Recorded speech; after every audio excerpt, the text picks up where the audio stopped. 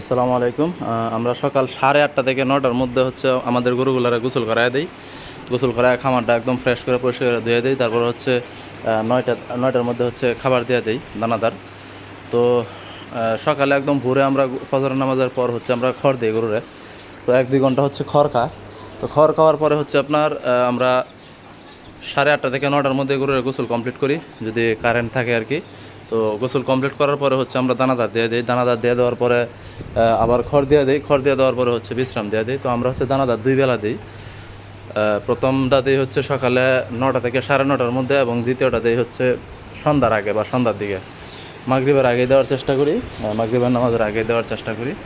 তো এভাবেই হচ্ছে মূলত আমরা আমাদের গরুর আপাতত যত্ন করতেছি। এখনও কিন্তু কোনো প্রকার চিকিৎসায় যায় নাই, কারণ হচ্ছে আমার এখনও গরু কিনা কমপ্লিট হয় নাই বা গরু কিনা শেষ হয় নাই। তো গরু কিনা কমপ্লিট হলে, শেষ হলে হচ্ছে বিস্তারিত চিকিৎসা বা কৃমির ডোজ কীভাবে কখন করি না করি, তো ওটা করব।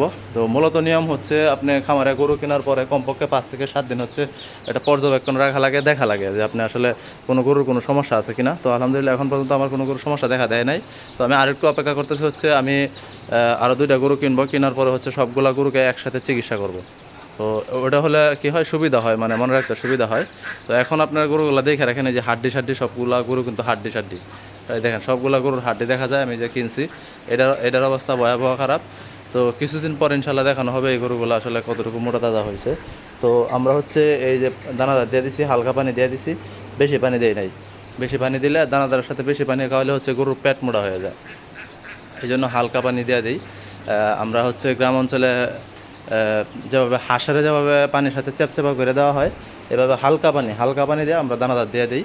কারণ শুকনো দানাদারটা খায় কিন্তু অনেকটা নষ্ট করা, অনেক ক্ষেত্রে দেখা যায় গলায় বাজে। এই যে দেখেন দানাদার দেখা যায়, পানিও দেখা যায়, মানে দানাদারের সাথে পানি চ্যাপচ্যাপা করে দেওয়া হইতেছে। তো আপাতত হচ্ছে আমরা আমাদের গরুগুলোর এভাবেই খাবার দিতেছি। তো আমাদের হচ্ছে এটা তিন মাসের প্রজেক্ট, সর্বোচ্চ 4 মাস, কারণ এই গরুটা 3 মাসে মোটা তাজা হওয়ার সম্ভাবনা কম, কারণ এই গরুটা অনেক বেশি বড় এবং হচ্ছে একটু বেশি শুকনা। তো এই গরুটা একটু বেশি সময় লাগবে। তো বেশি সময় লাগলেও এখানে ভালো কিছু হবে ইনশাল্লাহ, যদি মোটা তাজা হয়। তো এই যে দেখেন আমরা গরুগুলা খাইতেছে। তো ইনশাল্লাহ আমার ওই খামার কমপ্লিট হলে ওই খামারে গরু উঠাবো। এভাবে আমরা যত্ন করি। সকালে হচ্ছে ঘুম থেকে উইটা ফজরের নামাজের পর আপনার খড় দেই। এই যে খড় এখানে রাখা আছে।